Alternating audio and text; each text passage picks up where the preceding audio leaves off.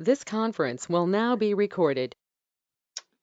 All right, welcome out to our law review discussion today. We're excited to continue talking about freedom and challenges to freedom that are currently taking place. We started last week, just to give a little recap on that, talking about some of the foundational principles of our constitutional system and how so much of our system is based on respect and respect between branches of government for their roles, respect among people, because ultimately the Constitution was not meant to be carried through entirely by force. It was meant to live and exist in the hearts of people and to be something that we ultimately self-regulated on to some extent.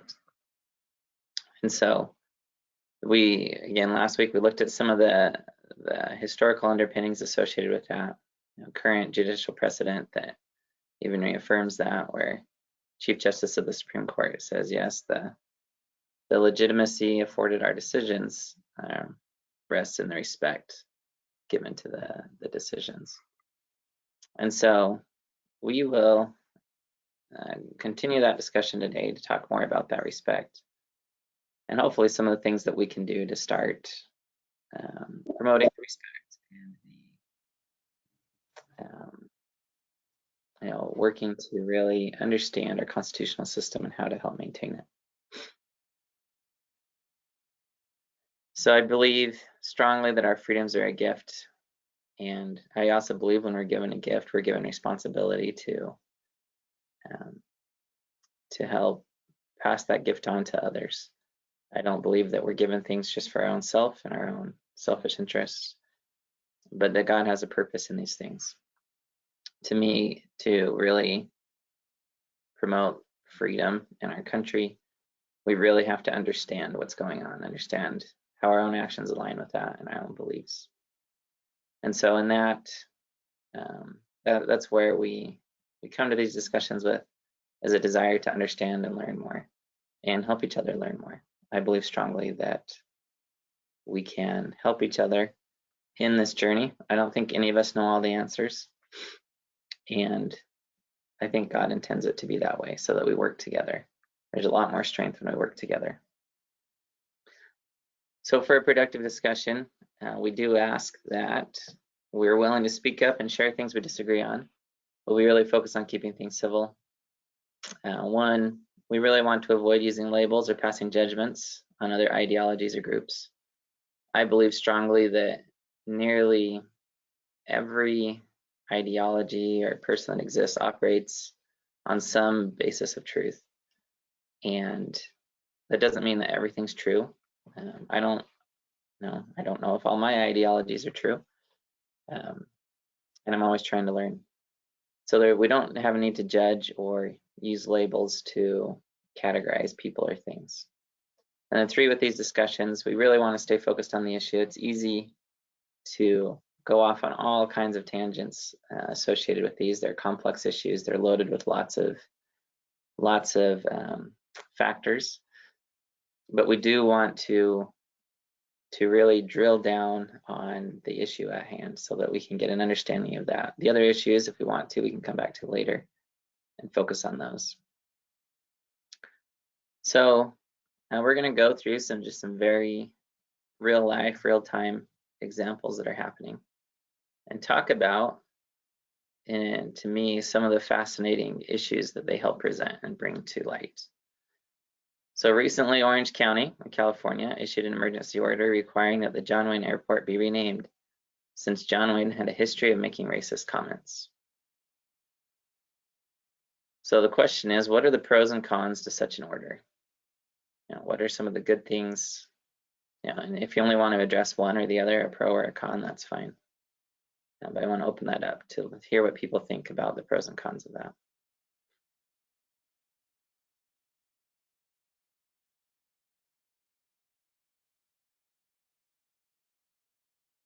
The notion of changing names out of the fact that the person that's recognized was racist.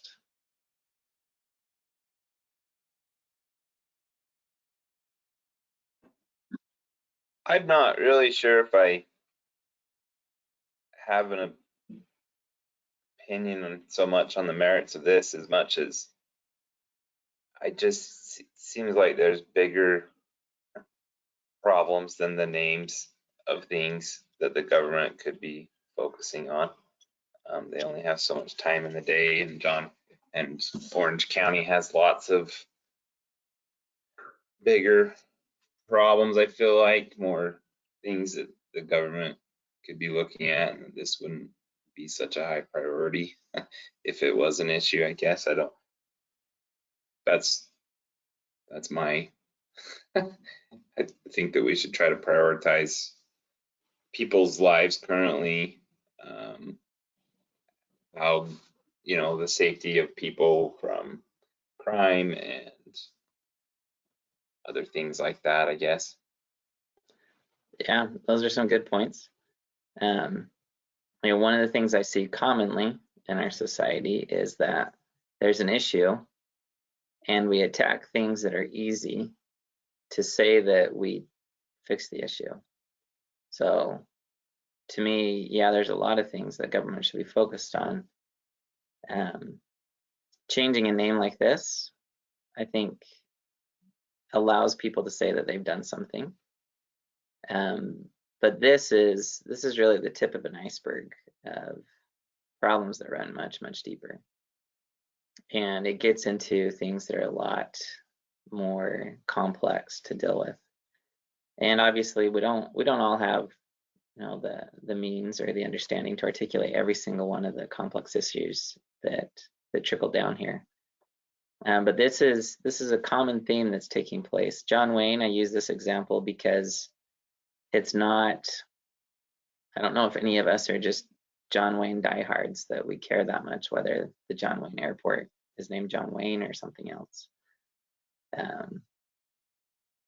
But it is, I think it's helpful to look at because one of the things that happens in America is built on a system of precedent, legal precedent, and almost all law gains its authority or traction from actions that individuals and society takes on a daily basis. And actions that society starts to take at some point set the precedent for what the law can or can't do. So as we look at John Wayne Airport, we can say, well, I don't really care one way or the other about the airport itself, which I don't have a preference on the airport. I don't have a preference on that name. I'm personally not a big John Wayne fan, so I think it's kind of silly that he has an airport named after him anyways. But as we start to look at some of the pros or cons or the precedents that are set with this, we can talk a little bit about some of these deeper issues that are starting to touch society and that I think are important to understand on a freedom basis on both sides. There's truths that need to be addressed, and there's also dangers that could be there if we don't articulate and talk about these things. And so I appreciate your comments there about what the government should focus on and focusing on some of the bigger issues at hand. But in the context of this with naming, to what extent do the names that we choose for things reflect our ideologies or beliefs?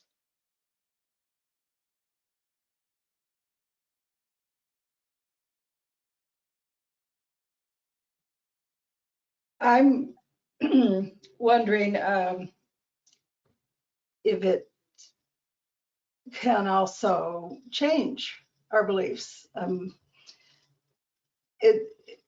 It's interesting, that there's an anti-Columbus movement, and that's been going on for a long time, anti-Christopher Columbus.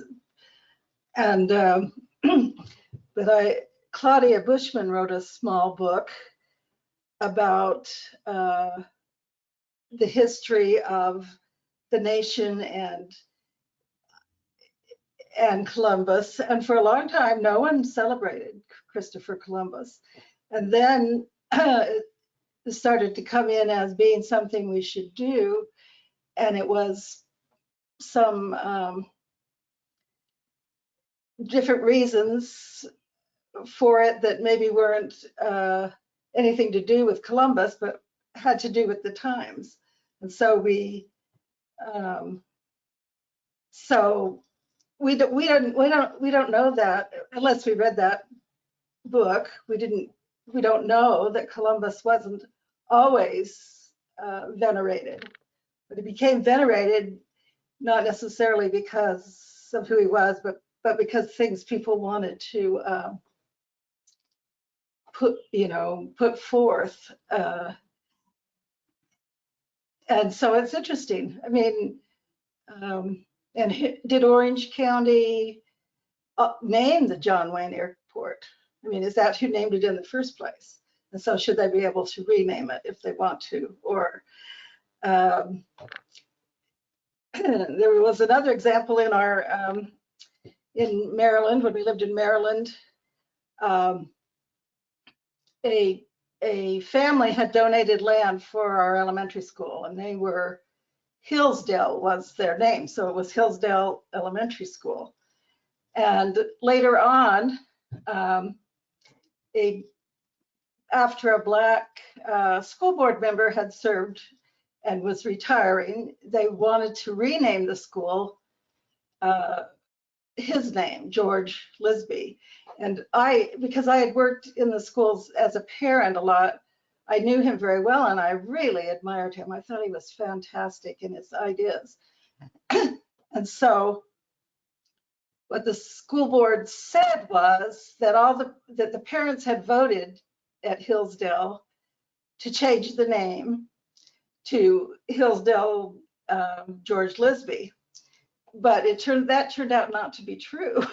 The parents hadn't voted, and many parents did not want the change. And so it's just sort of interesting who does the naming, and does it affect us at how we look at things? Very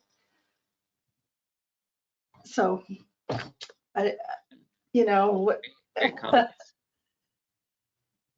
And do we care, I guess? But I think it can make a difference about how we look at ourselves, what things are named.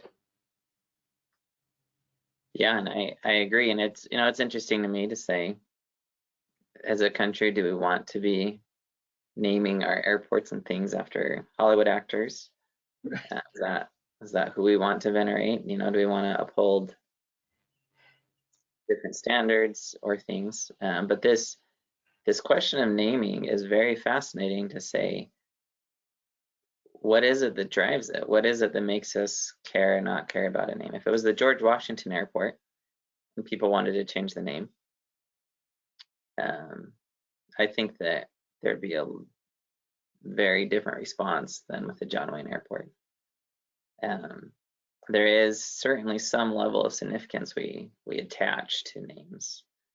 And to your point about Columbus, to what extent even does the power to name give the power to control history and control our thoughts and impressions and beliefs about things?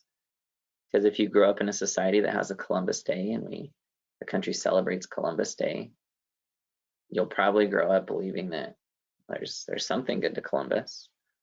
And if people then want to change that and go about that and do that differently, it can affect beliefs, and it can create these tensions and things. And so to me, this John Wayne Airport gets into a fascinating issue that we're really grappling with right now in America. The Black Lives Matter movement is really pushing to the forefront and saying there's so much implicit beliefs and control and systems and traditions that are enshrined throughout names, throughout statues, throughout all kinds of things. They pulled down quite a few Confederate statues, and as we look at that and start to think about that, it is really interesting to look deeply and say, how much of my beliefs, how much of my impressions are being pushed or framed by society in general, by the government? And it gets us to this question about to what extent should the government be involved in naming locations, naming bridges and naming buildings and naming roads? And to what extent should the government be involved in writing history? Should we have a guardian of the records that maintains the official record? Should it be this loose history that's rewritten and rewritten as people learn more, gain more, look at things differently, challenge things? And to me, the Black Lives Matter is really helping bring these questions to the forefront to say, where does this power to shape our thoughts, our hearts, our minds, our beliefs lie? And to what extent does that power exist? To what extent is that power misused? To what extent is the power used correctly? I remember once listening to a libertarian, and at the time I really disagreed with the statement. But the more I've thought about it, the more I'm interested in it. Not saying I agree with it yet, but I'm interested in what it helps expose. This libertarian believed that the government shouldn't name anything, and that it should open up naming rights to people who want to pay for it. So if you want to be Hillsdale College, then you donate the money for that. If you want to be the Delta Center, and have that be a government building, and let Delta put their name on it, or United, or whoever, let them pay for it. Let it be a source of tax revenue generation. And there's obviously, I think, some serious issues with that type of thing. But when it comes down to this history, naming locations and writing history, I don't know of any check or balance that exists on how that's done, why it's done. And from a freedom perspective, I think it's very important for us to start to drill down on this to say, at what point do we change things? At what point do we rename things? How does that influence our beliefs moving forward? We need to look at the precedent associated with it. Again, to me, this isn't, when we talk about freedom issues, I think there's a lot of freedom issues that lie solely in the hearts of us as people, that we need to make the decisions, we need to be involved and talk about the morality of each choice and decision, and the values we want to exemplify as a nation. And I don't know if there needs to necessarily be a law issued, but really to start to understand these things. Elias, Austin, do you have something? yeah, to me, I would be curious as to why it was named John Wayne Airport in the first place. A lot of times you see face value. Did the mayor just like John Wayne? Did the area or the actor? Or was it did John Wayne, the philanthropist? Because a lot of times different wealthy people use their money to build up certain areas. Did he do a lot for Orange County? I don't know. But you can see that across our nation, there are institutions, there are buildings that or areas just that wouldn't be what they are today. They wouldn't even exist if it wasn't for the donations and the funds of people that they're named after. So I don't know why it was named John Wayne, but that's something I'd be curious about. And that's a great question. And one I think I just looked that up, and the Orange County renamed, it was the Orange County Airport. The Orange County Board of Supervisors renamed the airport in 1979 in honor of John Wayne, who had died that year. And so I guess they were doing it to honor his passing or his legacy. and part of that legacy still, we don't fully know what that is. I think to Elias's point, what did he do for the area? Right. If it was just that he was a famous movie star, do we really care that much? Probably not. But if there was, if he had built up a ton of things in the area, if he had done some good that they wanted to recognize his legacy of, then are we erasing that part of it? And that gets us into a deeper question with the country, because all of our founding fathers were men of this world. They had virtues and they had vices, just like all of us. And right now we tend to focus extensively on the vice. And we want to eradicate anyone from our history that had a vice. That someone made racist comments, so let's erase them from history. Let's get rid of them. Let's take down their statues. Let's rename these things. And that precedent to me is a very dangerous precedent, one that will spill over into the law at some point, because our Constitution itself, the Constitution that set the whole country in motion, that brought us to where we are today, didn't directly abolish slavery. It was a step. There were steps to restrict it and curtail it, but it was very much a part of the Constitution itself. There were things in the Constitution that we look at today and say, ooh, 3/5. Why did Black people only count as 3/5 of a vote? And why weren't they allowed to vote? Why weren't women allowed to vote? There's different things that, according to today's standards and morals, were repugnant to where we stand. Hey, Austin, can I jump in to give a little context on, and I think you're kind of going down that path of giving some context, but with John Wayne, so back when John Wayne Airport was named, California and Orange County was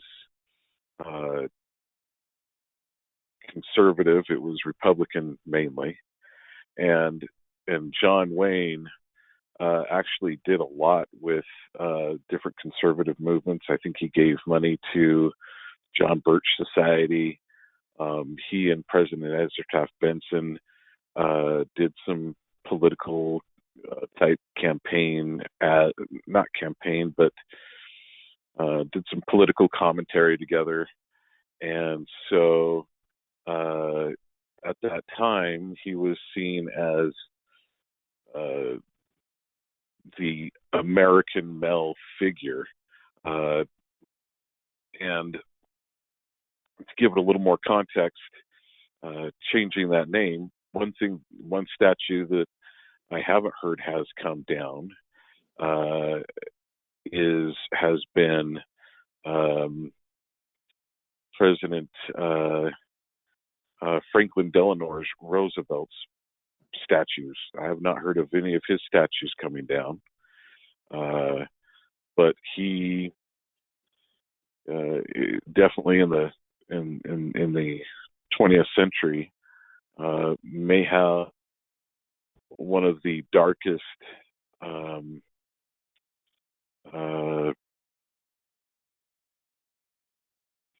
actions of any president, where he put many Japanese in camps, and none of his statues have been brought down. And then there's even a statue in one of the parks that had a number of other statues taken down. Lenin was left. So it seems to be very much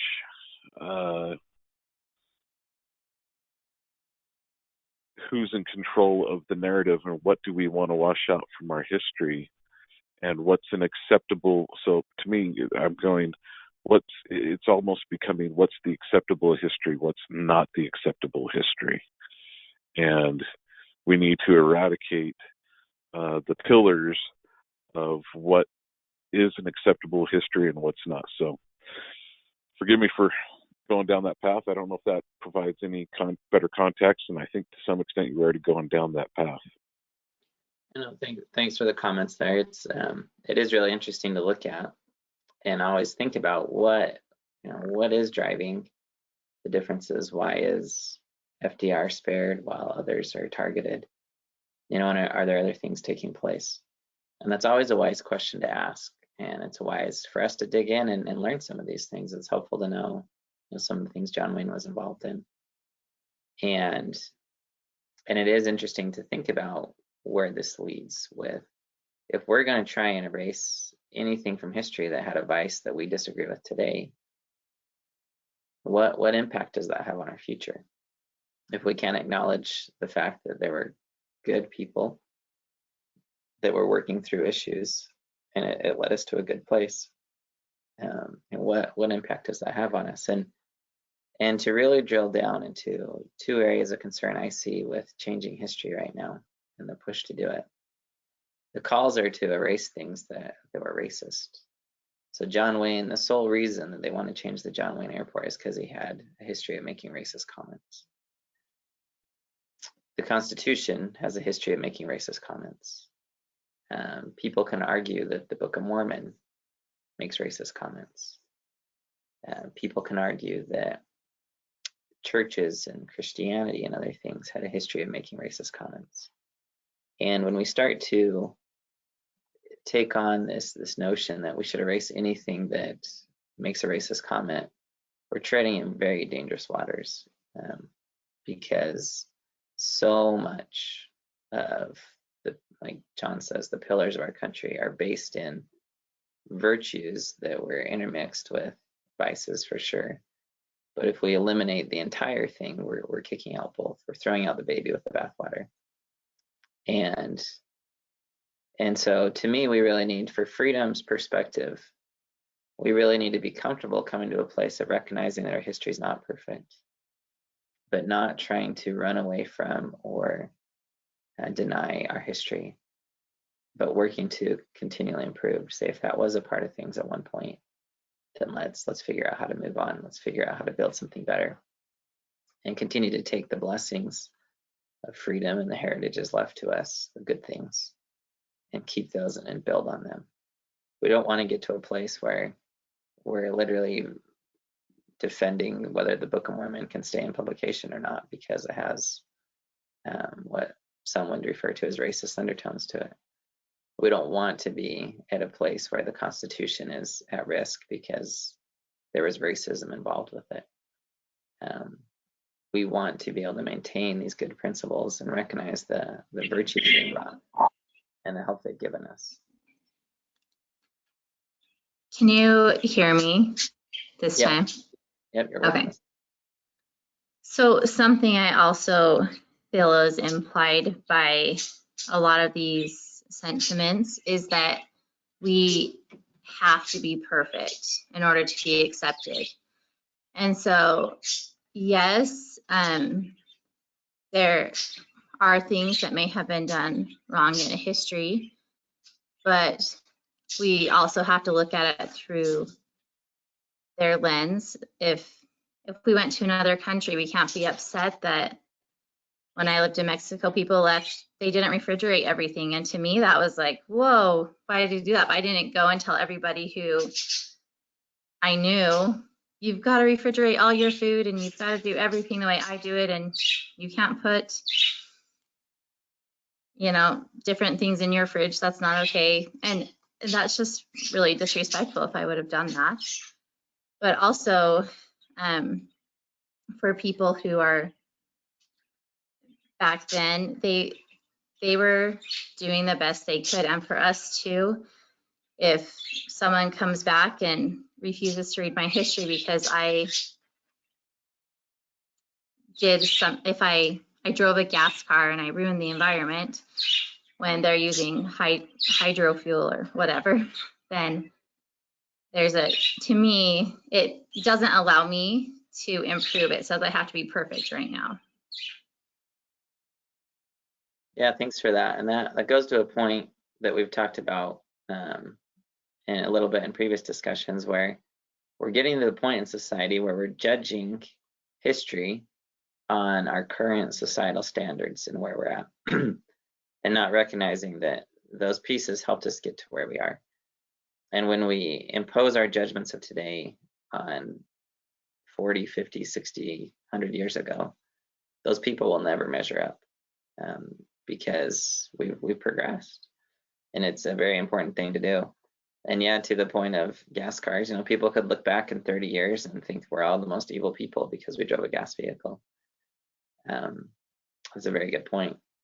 And so on this, as we set precedent for the nation and for our own self, it's important to drill down into some of these issues to talk about how do we view history? What are the ways that we take it? Do we take it with gratitude, or do we take it with pessimism? Do we look at, you know, it in a real sense and acknowledge what's there and work to build, or do we just want to tear it down and start all over?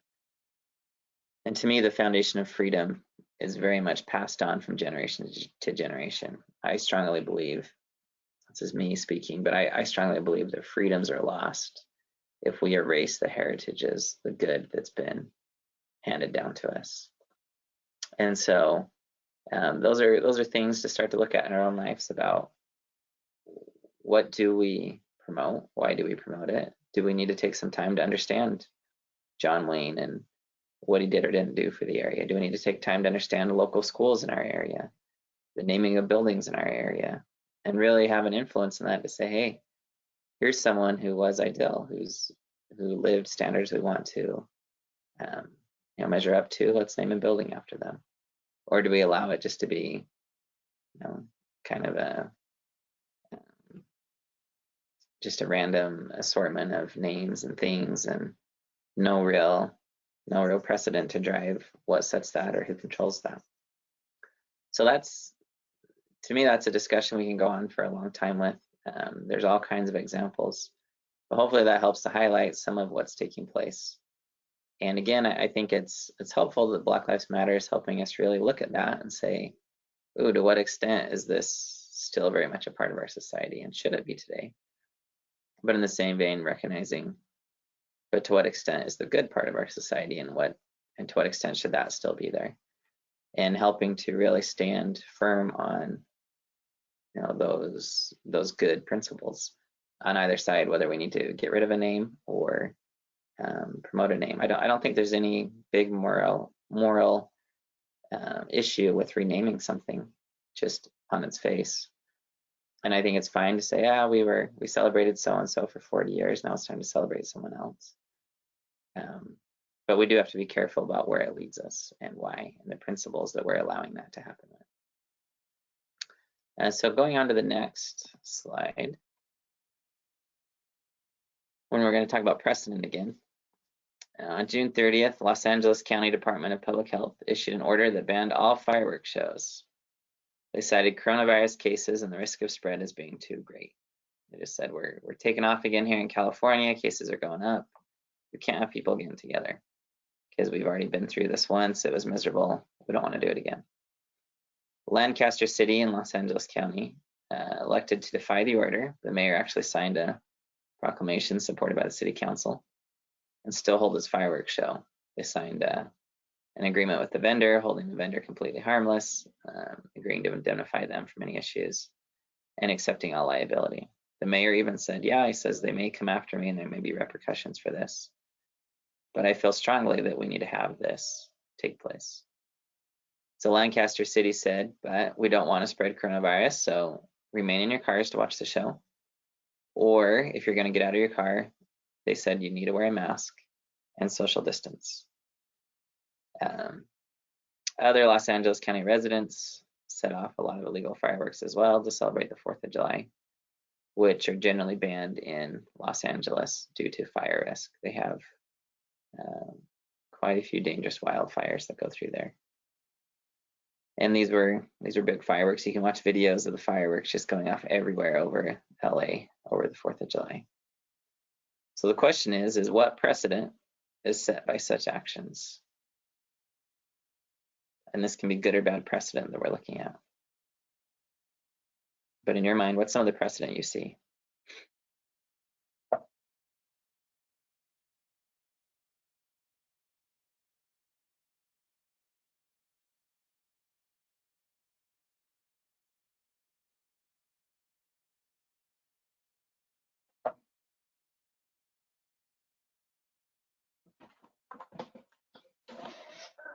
Seems like there's a precedent being set that the government can issue a ban, but they don't have the means to enforce it completely, I guess.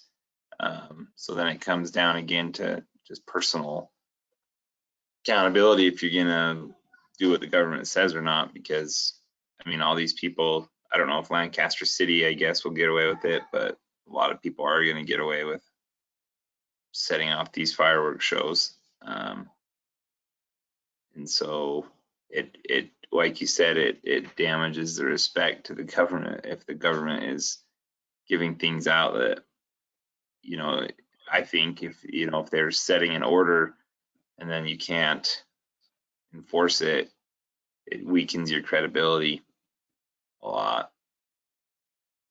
Whereas Yeah.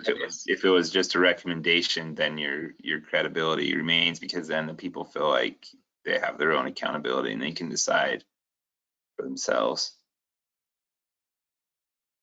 Yeah, and it's a good, you know, a very good point to drill down on. Of if the government comes out and says we're going to completely eradicate this tradition, it's been a tradition for 100 years now, but boom, today we're going to stop it. If the government doesn't have the means to enforce its order, then what is the precedent that people learn? And to your point, they learn, I can still do whatever I want. As long as there's enough of us, we can do whatever we want. And Another thing is it statute or is it law? Meaning, it's so when governors, there is statutes and there's laws that for emergencies, I think it's here in Utah for 30 days, the governor can do an executive order that creates, because there's an emergency, that is a law for 30 days. But if it's going to go beyond that, some legislative body is supposed to, the legislature is supposed to meet to pass a law. And so that it goes back to the respect that you said, our the foundation of our country to some extent is based on respect. And so when these mayors or county mayors pass these executive orders, they can be considered out of law. And there is a lot of pushback that these are statutes as opposed to laws, and these statutes have fines, and because they have a fine, and if you don't pay it, you can eventually be put in jail. It has the color and the feel of law, but it's not truly law. Yeah, so to fill in a little bit and to go into terminology just a little too, I've heard it a lot lately where people talk about statutes and laws and the difference. But in the legal world, statutes are laws, and that what people are talking about are what they call regulations. At least again in the legal sense. So the principle to me is the same, still saying the Constitution set up a system where the legislative body passes something and the executive body signs off on it, and that becomes law. But those are called statutes, those are called codes. Those terms are synonymous if you're talking about a judge. But what's being talked about here is this Los Angeles County Department of Public Health. They don't have any elected officials. They don't have a legislative body or an executive head. They're an agency of the government that issues an order. And when an agency of the government issues an order or a so-called law, it comes under the term of regulation. It's called a regulation. And so they will often have these regulations that are, you know, at least recently, that have been pretty wide sweeping. And so these regulations, people say, well, are they constitutional? Are they actual law? Are they not? And that's a whole another fascinating topic to discuss, I think, on one of these discussions, to go into regulations, to go into the history of how they came about, to go into the concerns with the constitutional issues and how they jeopardize the framework of the Constitution. But as it stands, if you're in court, a judge says absolutely regulations are law. They've come to that place where you will very much be put in jail for violating a regulation. And again, on a philosophical constitutional basis, we can go in and discuss those, and it's a fascinating discussion to have. But from a realistic perspective, as an attorney, I will tell my clients, you'll absolutely go to jail for violating that regulation. Now, there are some times where the regulation still has to follow certain rules and procedures to be passed. They have administrative law, they call it, that governs how these are passed. And if it's not done the right way, then judges won't respect it. They will overturn it and require it be redone to be correct. And so those are some of the things that can be looked at, but let's just assume for a minute that, you know, right now it's the health department that issued it, but let's assume for a minute that the legislative body and the executive issued an order banning fireworks. So it's true law, and we don't have those issues to look at. It's a true law, it's passed constitutionally, and meaning the constitutional procedures are followed. But they still don't have the manpower to enforce it. They don't have the manpower to go out and find every person that's lighting fireworks that night, because their police force was meant to govern people who largely self-regulate. And suddenly when you come in and impose this type of sweeping ban on a tradition that's so fundamental to so many people, the government extensively risks losing credibility. And what people learn from that is that, oh, there's enough of us, look, nothing happened. And suddenly we're at this place where people realize, oh, I can do whatever I want, as long as there's enough of us to do it together. I think there's something in the lack of leadership also. I mean, like you say, people we have to be willing to follow the law in order for our country to still go forward. I mean, it's not that we're forced to, it's mostly that we're willing to, but in Los Angeles County, the Department of Public Health issuing that order, I'm not sure, you know, what was their leadership? What was their going out and telling people, you know, how much did they educate people, I guess. And it really sounds like, except for not wanting to follow the law, Lancaster City had some sort of thoughtful leadership in saying, you know, you need to stay in your car or wear a mask and socially distance. And I mean, the Los Angeles County could have done that, and instead they just said, we will take care of this. I mean, you know, we will decide, rather than maybe bringing in other people so that there could have been more of a consensus about it or something. I feel like there's a leadership lack, perhaps. Yeah, and I think it's a great point, because when it comes down to it, what are they really trying to do? Prevent the spread of coronavirus. And so the Lancaster City mayor kind of calls them out and says, well, you've told us to wear a mask and social distance, so we'll do that. So therefore you don't have anything to, you know, complain about, essentially. And so it's interesting when you talk about this leadership, because again, in the country right now, we have situations where we're realizing that it's not just government leaders that influence our freedom. We have corporations, we have movements, we have people that are leading all kinds of charges at all kinds of areas. And in a lot of ways, freedom absolutely requires good leaders. If we have bad leadership and we appoint bad leadership, there will be damages to freedom. And as citizens, we need to be aggressively working to uphold and promote people who are good leaders. And because without good leadership, we lose credibility, we lose that respect that the whole system's based on. And if we're to the place where we have to hire enough police to go stop every single firework going off in the city, then our freedoms are gone as America. And again, fireworks are near and dear to my heart. 4th of July is near and dear to my heart. But I do feel strongly that if we take it upon ourselves to start violating the law, to pursue things that we care about,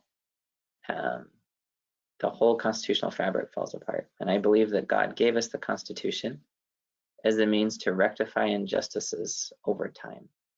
I don't think it was ever meant to protect freedom every single day of our life. We would have injustices happen, but we'd have mechanisms in place, voting, elections, other things to start to address these issues. But it puts a duty on us to really work to respect the law, even when we disagree with it.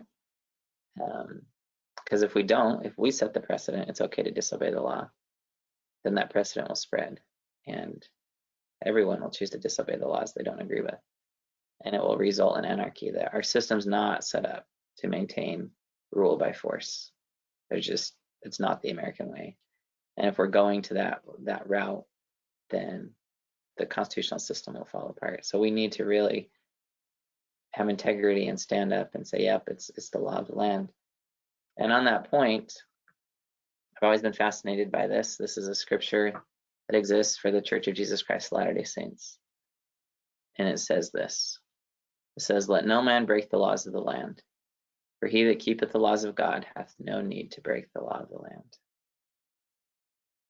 And as I look at that, I've always wondered about that, because I've thought, well, there's bad laws, and there's immoral laws, and there's things that are wrong.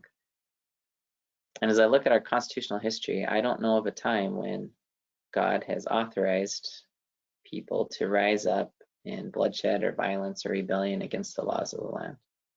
Even the pioneers that came to Utah, they were expelled from the United States completely.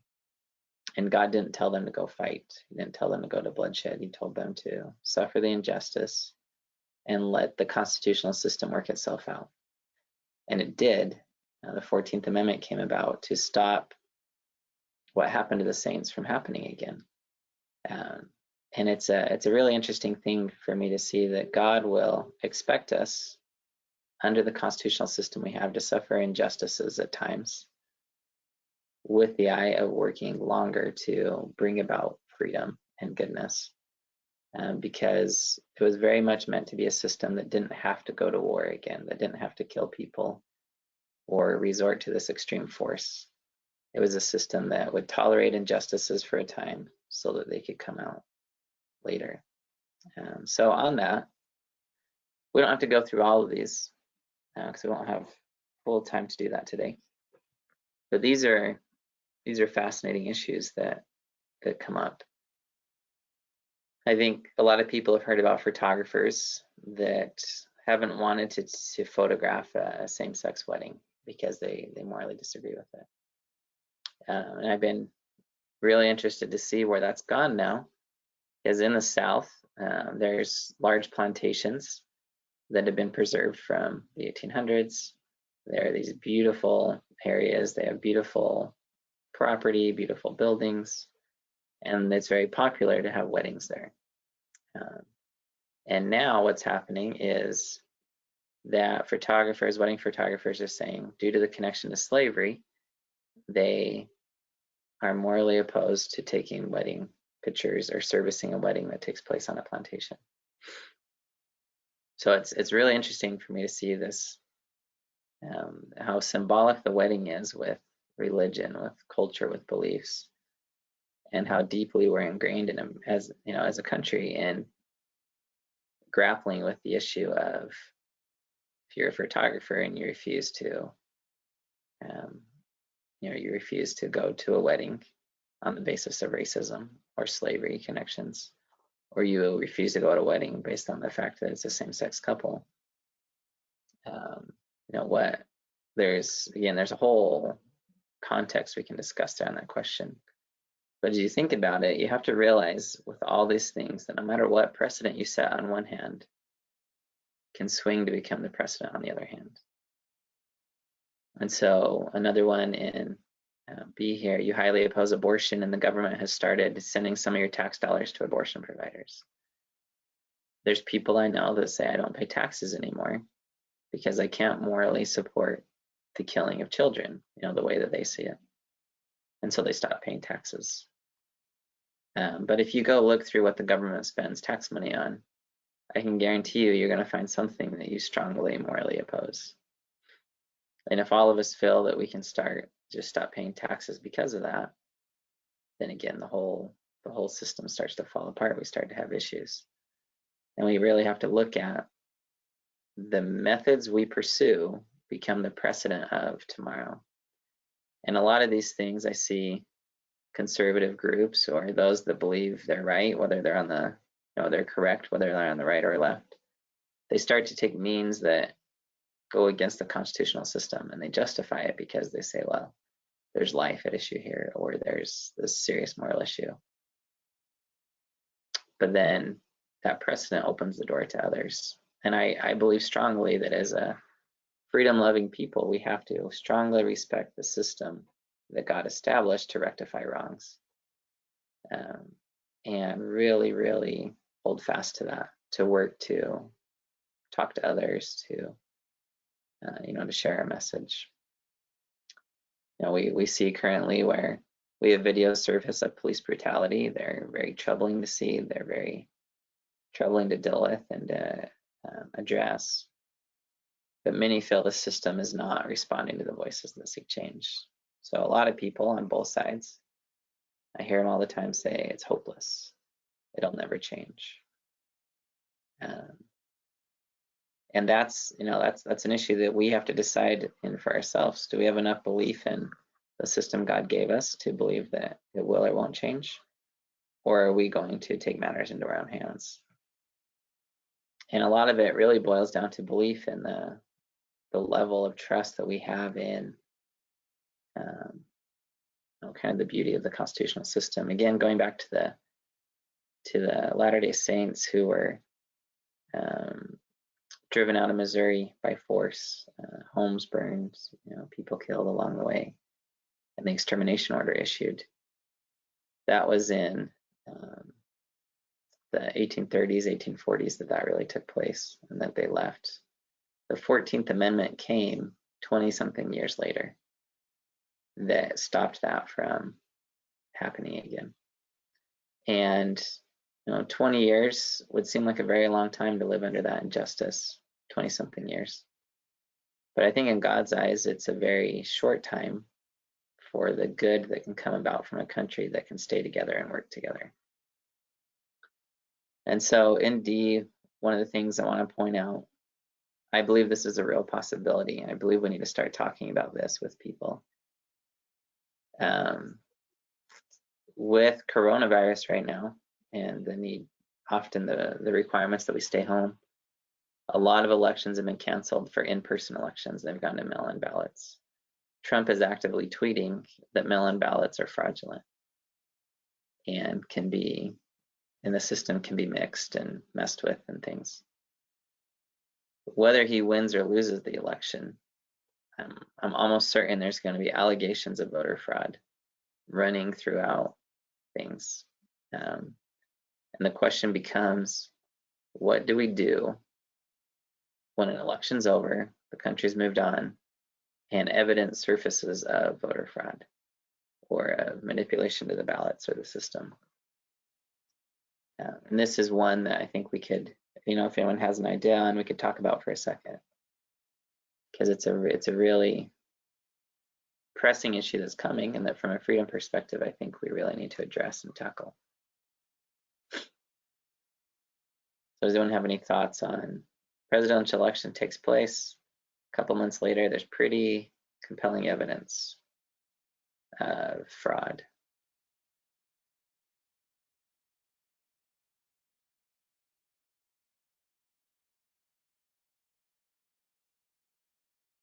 And it's okay too if you don't have any thoughts or answers on it, because it's a tough one.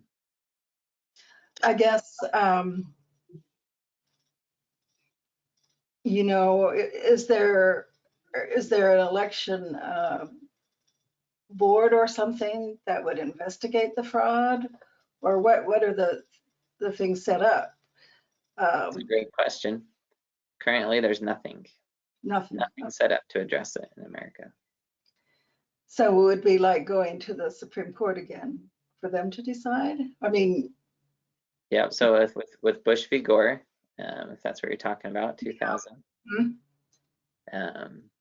the ballots, it was pretty clear, were counted wrong. There were issues in how they were counted in 2000. Gore demanded a recount because it was so close. Bush sued him and said, no, you can't do a recount of the ballots. And the Supreme Court came out, and what the Supreme Court said is, yeah, elections are held on a county by county basis, and every county in Florida is going to recount them differently. And because of that, there's no equal grounds to do it. And so they said the Equal Protection Clause of the US Constitution said that they couldn't recount because they wouldn't recount the same. Now there's a glaring issue in that they all counted differently to begin with, so the Equal Protection Clause would have been violated as well, just on that side of it. But the Supreme Court really didn't have a method other than to say, unless you have something in place beforehand that's equal and the same, you can't do anything about it. And states largely have not risen to the level of addressing what happens when there is. We don't have any provision that says that we hold another election or we address the fraud and recount ballots and change it. We have nothing in place as a country to address that. And it's, to me, it's this, again, it's a fascinating cliff that we're racing towards. So in a recent election in one of the Carolinas, South Carolina, I think, for a representative, we have an example of something like that. I mean, that election hung on a long time without getting certified because there were issues about it. And eventually they had a new election to replace that, but I don't know if it ever got certified. Do you know? So that one, I don't know about that one. I'd be interested to look at that. I had not. Oh, it was a couple of years ago. Yeah, it was the midterm election in Trump's presidency. Are you talking about the presidential election in the Carolinas? No, it was a representative. Okay, it was a representative you're talking about, It the was federal a one. midterm election, so in 2018, and there were issues about mail-in ballots being abused in several different ways. But what happened was somebody has the authority to look at the count and say, okay, now this is an official count. And they never did that because there kept being controversy about it. Gotcha. Yeah, I'd be really interested in looking that one up. That wound up in a new election. So I think it was unresolved for that long, but I think essentially what you were talking about makes me think, well, if that ever got certified, then even if they show that it was wrong, it was certified and it's in effect. And you would think the same thing. Basically, once the Electoral College meets and decides, then that's the issue. You can go back and look for fraud and prosecute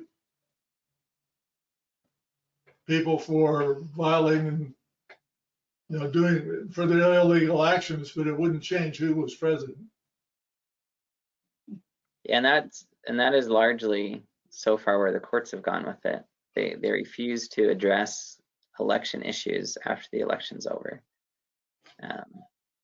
They have a very high bar. If you want to challenge something that was wrong, it needs to be done before the election, and they won't touch it after the fact. And to give a little bit of insight into one reason why the presidential election is so troublesome is that there is no federal system in place for how the president's appointed. Every state gets to decide how people vote for president. Most states divvy up the authority to the counties, and each county makes rules for voting, and then the counties certify the results that come back. So across America, we have thousands and thousands of counties that count things their own way, do things their own way. Rules are different for how you get on the presidential ballot across the nation. And it's a huge, huge complex process where all these little tiny parts come together to produce something, you know, like a presidential election. And so there is no federal system in place as to president. For things like representatives in a state may have a system in place to deal with, you know, an election issue, or a county may have something about contesting it. In light of Bush v. Gore, some counties and states took on the role to say what they do in their state or their county. But for a presidential election, it's not the same. And so when it comes time and we start talking about fraud or other things, we need to decide, are we going to fall in the camp of calling to overturn the election, or are we going to go like you were mentioning, to say it was certified, the system spoke, we didn't correct it in time, so we have to live with it.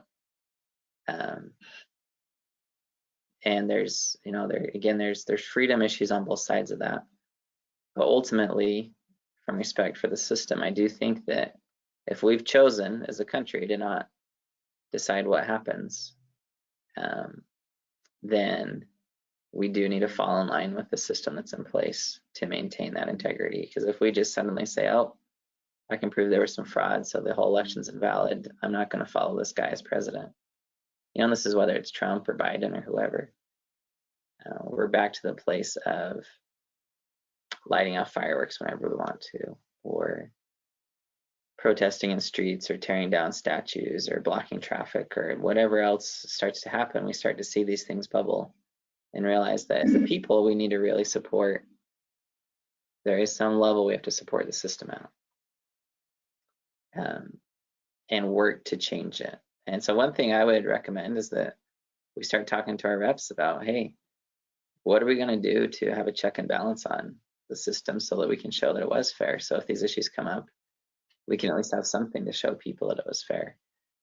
You know, some credibility to it, rather than just a random assortment of thousands of counties across the US.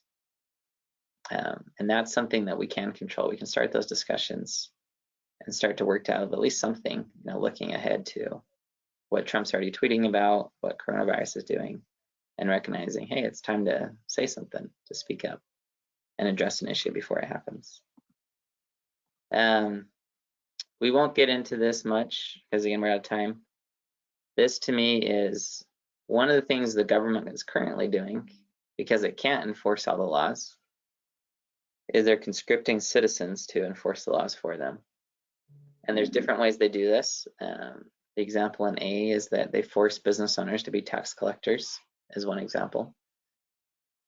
In B, they will force businesses to do the compliance. So they'll tell the business, if someone walks in your store without a mask and you don't force them to wear a mask, then we'll shut your business down, take your license away. And so they have one point of force that they can regulate, and then that point of force then has to go out and regulate the other thousands of people that come through. And then in C, this is just where anyone can enforce the law.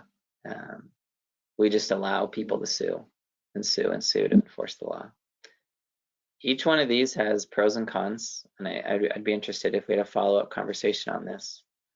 But these are here to think about of how appropriate is it for the government to conscript citizens in enforcing the laws, or not always conscription, and see it's not required, but you're allowed to help enforce the law. And to what extent does that damage the system of freedom that exists, the constitutional system as well? And I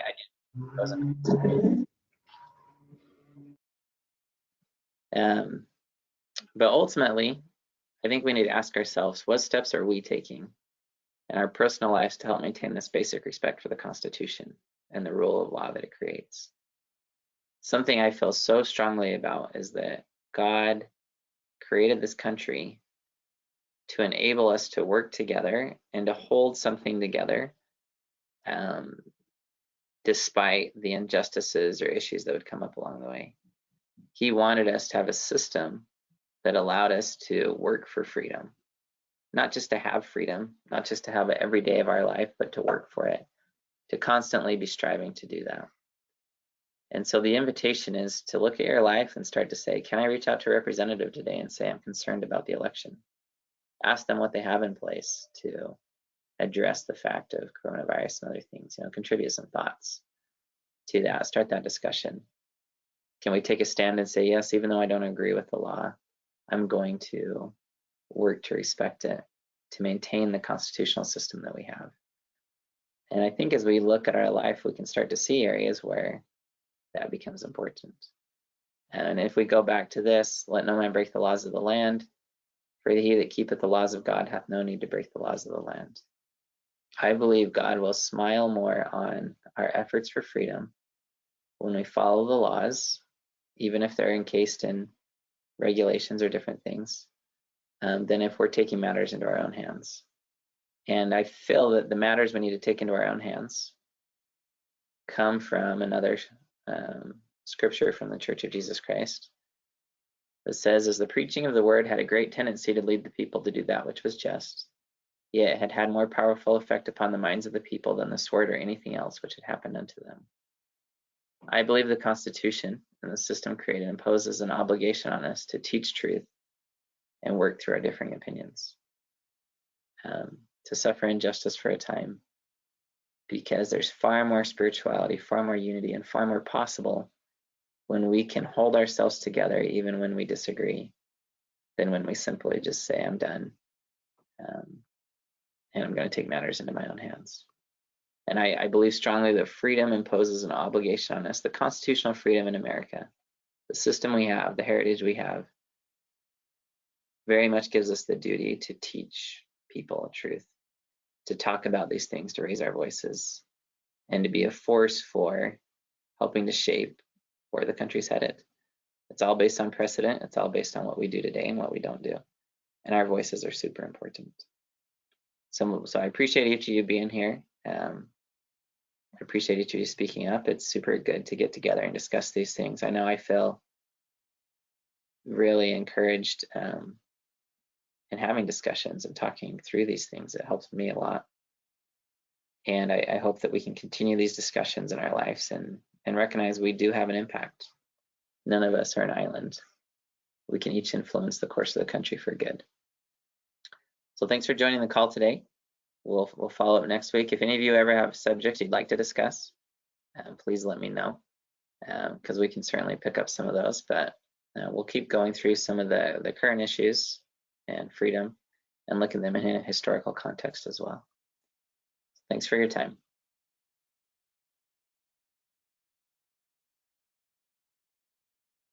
Thank you. Thank you, Austin. No problem.